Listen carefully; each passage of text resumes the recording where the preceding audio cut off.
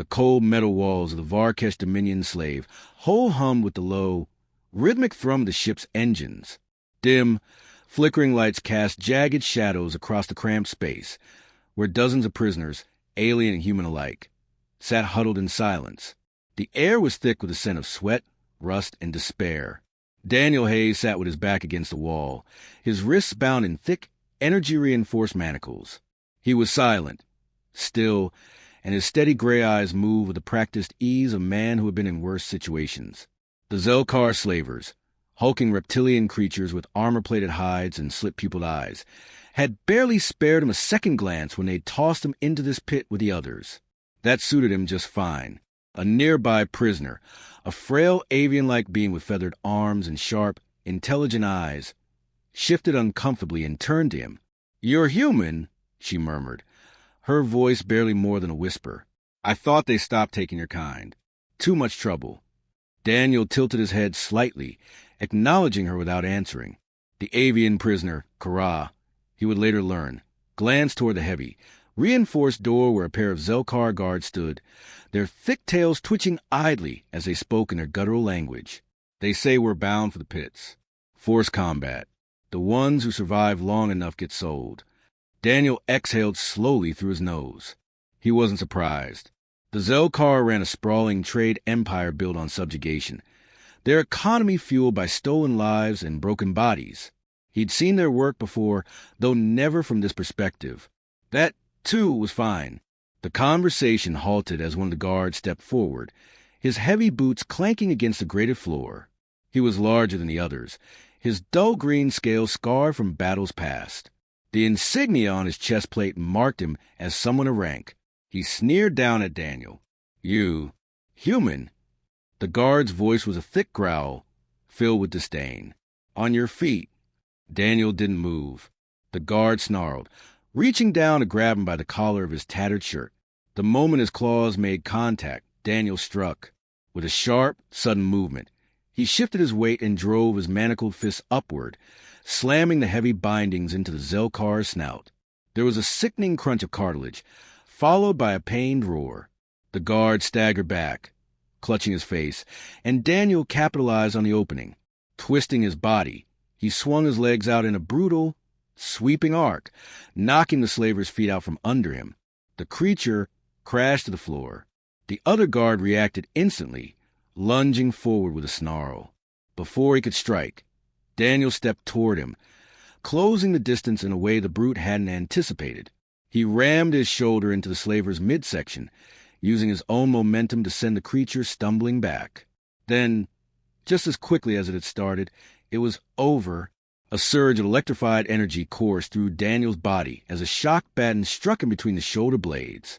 He hit the ground hard, vision flashing white-hot as his muscles spasmed. Rough hands grabbed him, yanking him up. The guard he had struck first was breathing heavily, blood dripping from his snout. His yellow eyes gleamed with rage. "You'll regret that little human," he snarled. Daniel gave him a slow, bloodied smile. The slaver's fist crashed into his stomach, knocking the wind from his lungs. Another blow followed, sharp, punishing. Daniel took the hits without a sound. He'd endured worse. Around him, the other prisoners watched in silence, eyes wide. A few flinched with each impact. Kara, still crouched near the wall, looked as though she wanted to speak, but thought better of it. A sharp bark of laughter interrupted the beating. "Enough!" The voice came from the doorway, where another Zelkar stood, this one taller and broader than the rest. His dark scales gleamed under the dim lights, and the ridges along his skull were marked with golden etchings, ornate symbols of command. Captain Vorka. Vorka's slit-pupiled gaze swept over Daniel appraisingly. "You've got fire," he mused. "I'd almost think you were worth something." Daniel spat blood onto the floor. The captain chuckled. "But you are just a human." He gestured lazily. "Take him to solitary. We'll see how long that fire lasts." The guards hauled Daniel to his feet and dragged him out of the holding area, past rows of wide-eyed prisoners. The metal door slammed shut behind them.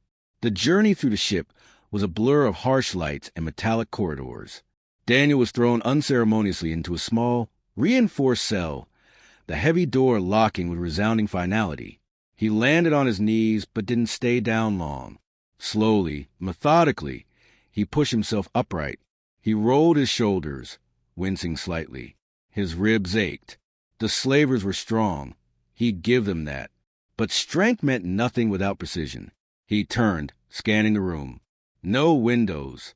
No vents big enough to squeeze through. The walls were solid, designed to hold creatures far more massive than him.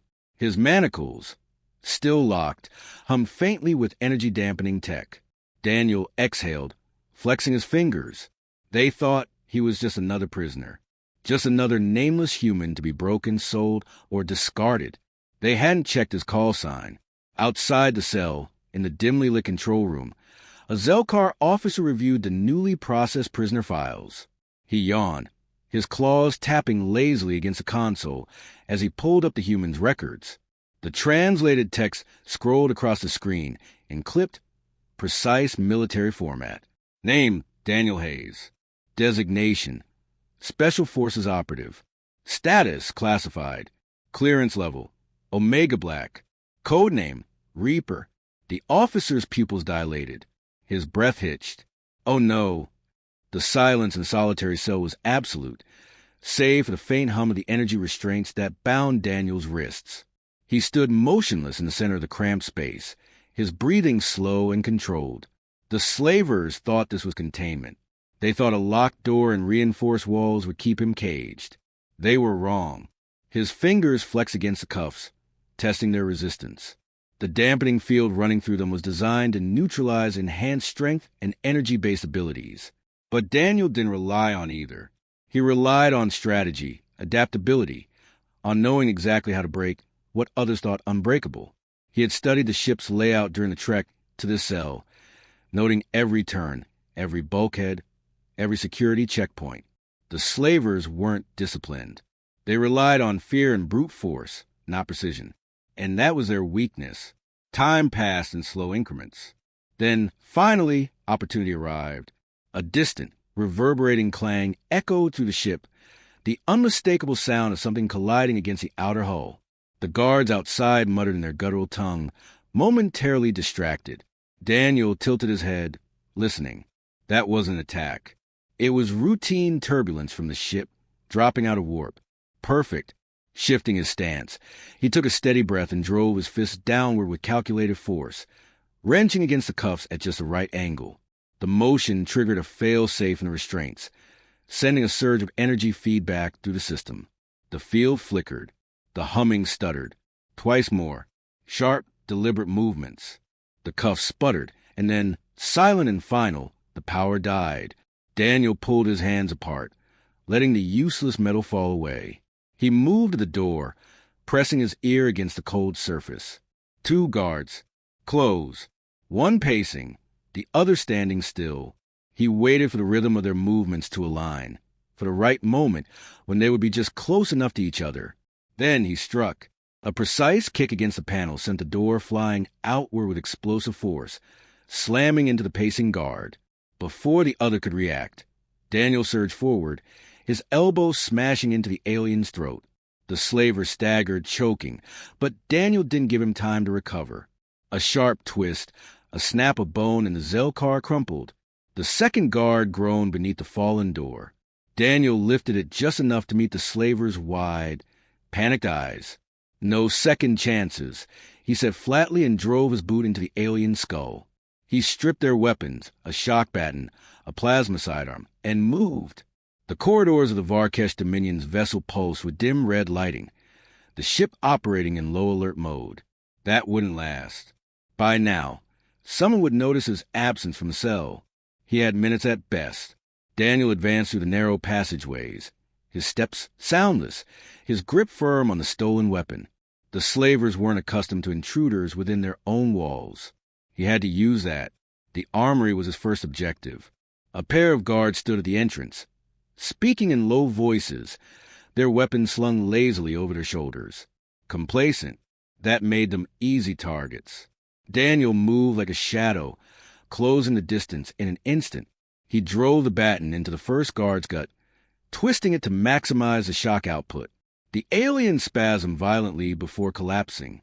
The second barely had time to react before a plasma bolt seared through his skull. The door slid open, and Daniel stepped inside. Rows of weapons lined the walls, most of them standard Zelkar issue, brutal, heavy, designed for beings far larger than him.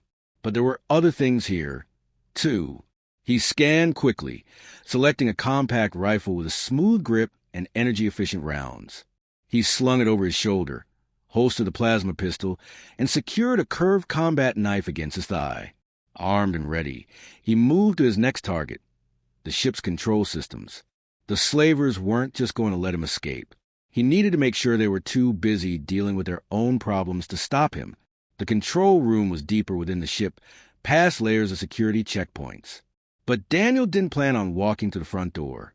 He climbed into a narrow maintenance shaft, the cramped space forcing him to move in careful, deliberate motions. The metal was warm beneath his hands, vibrations pulsing through it as the ship adjusted course. He reached a vent overlooking the control deck. Below, Zelkar officers hunched over monitors, reviewing cargo manifests and security reports. One of them, a thin, sickly-looking alien with too many teeth, was speaking hurriedly to a superior. "Escape from solitary," the officer stammered. "It's the human, sir. The new one." The higher-ranking Zelkar barely looked up. "Then retrieve him." "You don't understand," the officer insisted. His claws trembled as he tapped on the screen, enlarging the file that had been pulled earlier. The superior's gaze flicked to the text. And then, slowly his spine stiffened. Daniel allowed himself a small, grim smile. The name had reached them. He moved quickly. The vent panel came free with a soft creak, but by the time the officers looked up, it was already too late. Daniel dropped into their midst like a thunderbolt. The first went down with a swift strike to the throat. The second fired a wild shot, but Daniel had already pivoted, his stolen rifle humming as it released a clean, precise bolt of plasma. The officer crumpled. The superior tried to run. Daniel caught him by the back of his collar, spun him, and slammed him into the console hard enough to crack the screen. The alien coughed, gasping.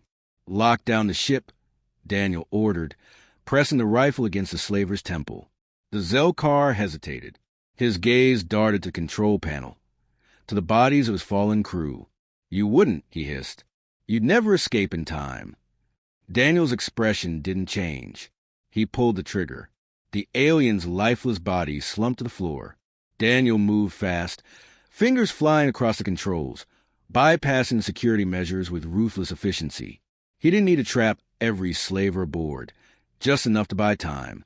He rerouted emergency systems, sealed key corridors, disabled outgoing distress signals. The ship shuddered as the changes took effect. Then, over the comms, a voice crackled to life. Faint, uncertain. "Reaper?" It was Kara. He recognized her voice from the holding cells. He pressed a button, activating the response channel. Still breathing. A pause. Then, steadier, "You started a riot." Daniel glanced at the monitors, where feeds showed chaos breaking out across the lower decks. Prisoners fighting back. Slavers caught off guard. "Good," he said. "Now let's finish this." Beyond the walls of the ship, the stars stretched vast and endless, and the hunt was just beginning.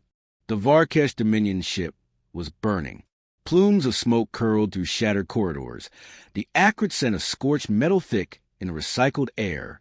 Sirens howled in protest, warning systems failing one by one as Daniel's sabotage spread to the vessel like a slow, inevitable collapse. The Zelkar slavers, once so assured of their dominance, were now scattered and panicked, their authority crumbling under the weight of a single human's defiance. Daniel stood at the center of the command deck, his rifle held loosely at his side, his gaze sweeping over control panels. The ship was his now. The slavers were too busy fending off the growing prisoner rebellion to mount a counterattack, and even those who weren't already dead or captured had nowhere to run. He had cut off the hangar bay controls, rerouted escape pod access, and locked down all external transmissions. This wasn't just a jailbreak. It was an execution. Static crackled over the stolen comm unit in his ear.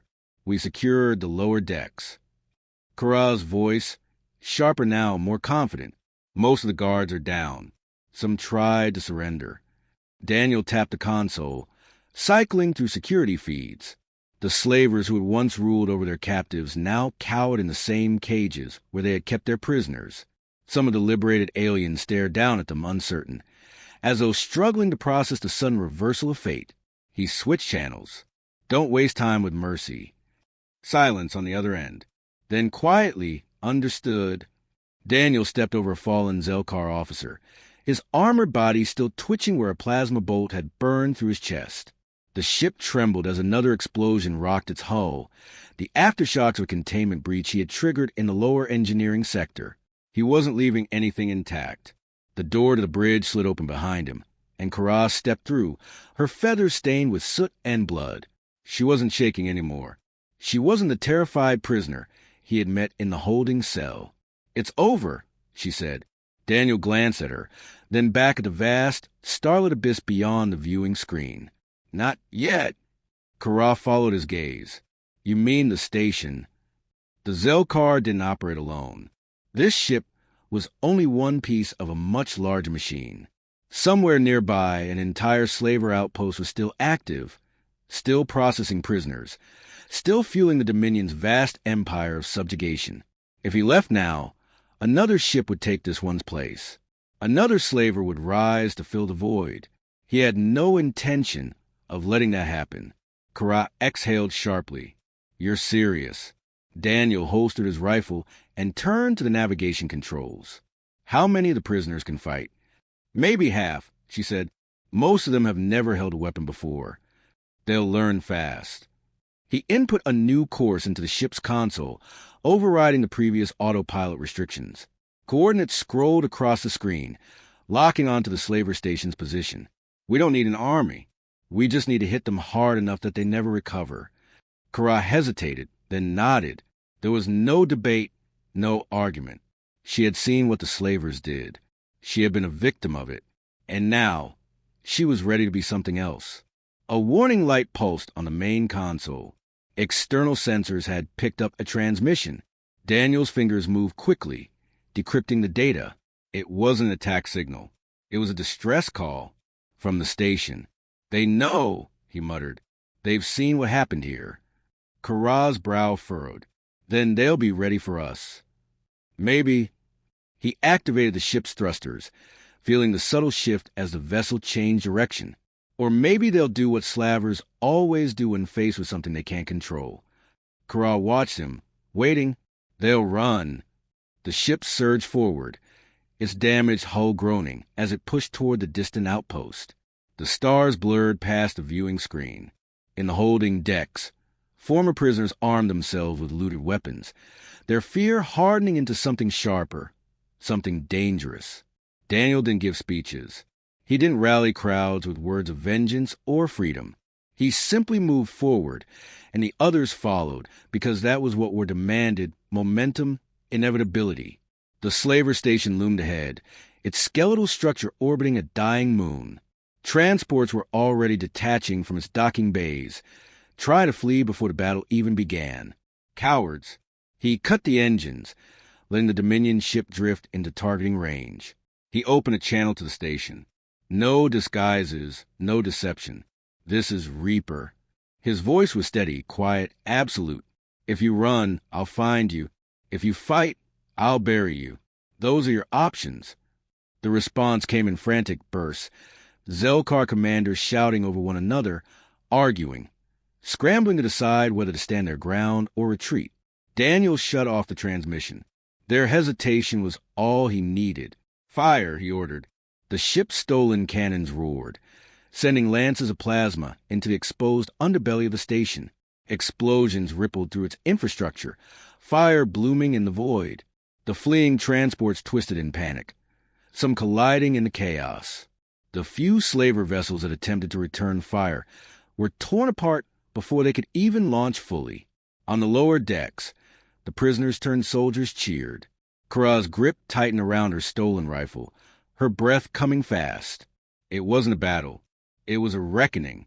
Within minutes, the station was dead. Daniel exhaled, letting the silence settle over him. The ship's alarms had gone quiet. The only sound was a distant crackle of fire and the faint, static-laced voices of those confirming the last of the slavers were either dead or bound in chains. He turned to Kara. "It's yours now." She blinked. "What?" "The ship," he said. "The survivors. They need a leader." Kara stared at him, her expression unreadable. Then, slowly, she nodded.